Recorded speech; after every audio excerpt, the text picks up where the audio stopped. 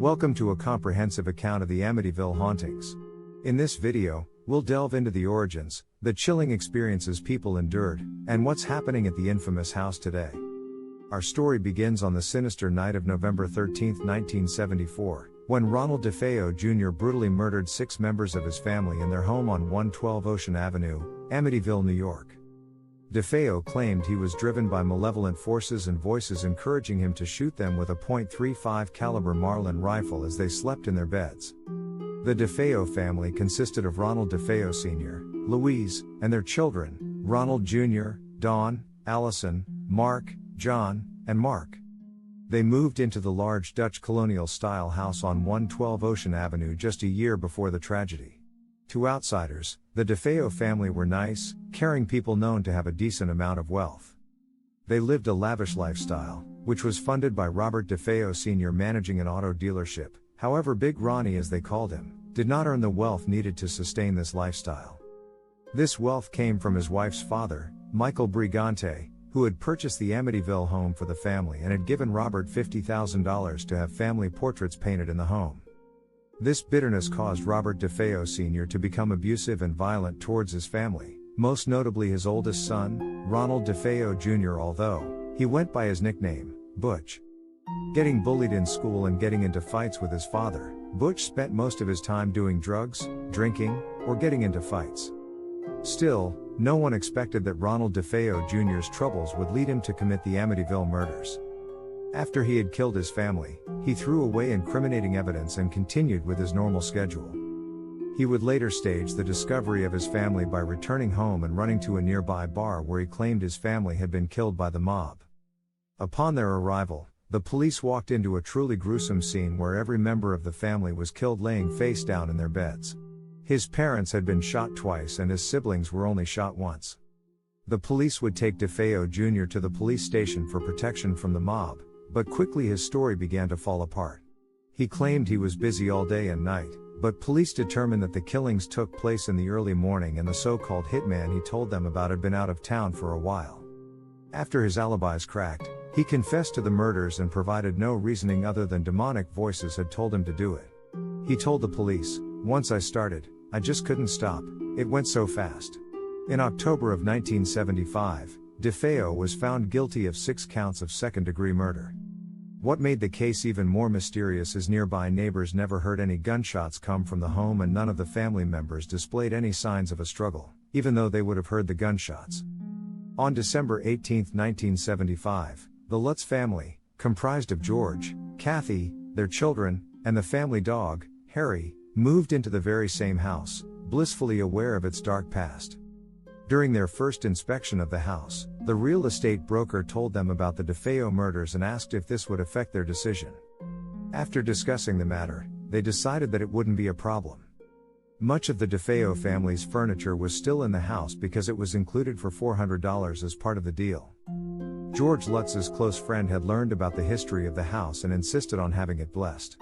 Father Ralph J. Pecoraro would be called in by George Luntz to bless the house on December 18, 1975. Upon flicking the first splash of holy water when blessing the home, he heard a masculine voice demand that he get out. He never mentioned this to the family, but a few days later, he called the family advising them to avoid the second-floor room where he had heard the voice. His attempts would be in vain though, as the call had been cut out due to unusual static. The Luntz family's ordeal began almost immediately after this. They encountered unexplained cold spots, unsettling odors, and an unshakable feeling of dread. Objects moved seemingly on their own, and voices echoed through the halls. There were also reports of green slime oozing from the walls, windows shattering without any explanation, and family members levitating from their beds.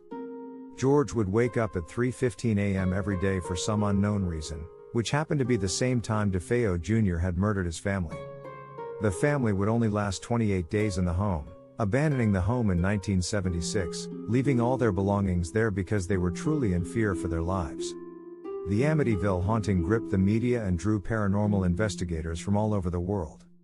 5 months after the Luntz family left, Ed and Lorraine arrived at the home to investigate what had tormented the family.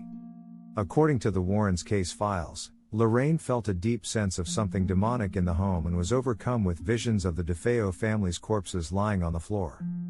The Warrens, renowned paranormal experts, concluded the house was infested with malevolent spirits. The Amityville horror saga spawned movies, books, and debates.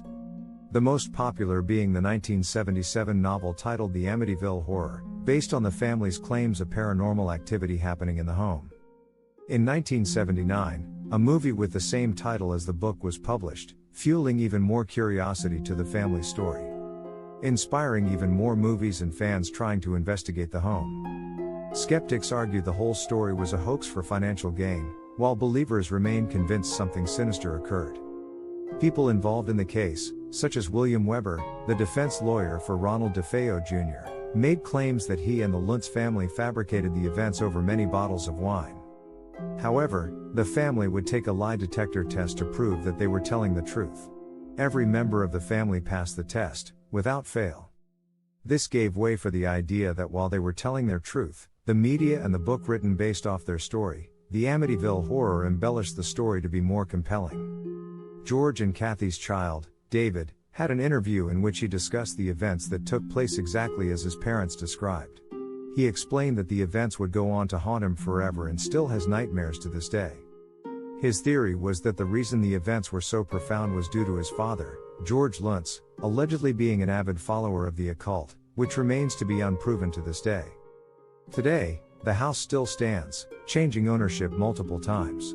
Some residents report ongoing paranormal activity, while others live there without incident, leaving the mystery of the house's true nature unresolved.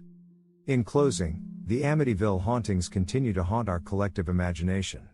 Whether you believe it is a genuine supernatural event or a well-crafted deception, the Amityville house remains a symbol of the unexplained.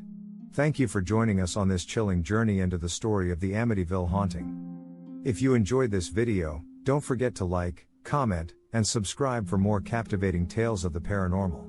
Until next time, stay curious and keep exploring the mysteries that surround us.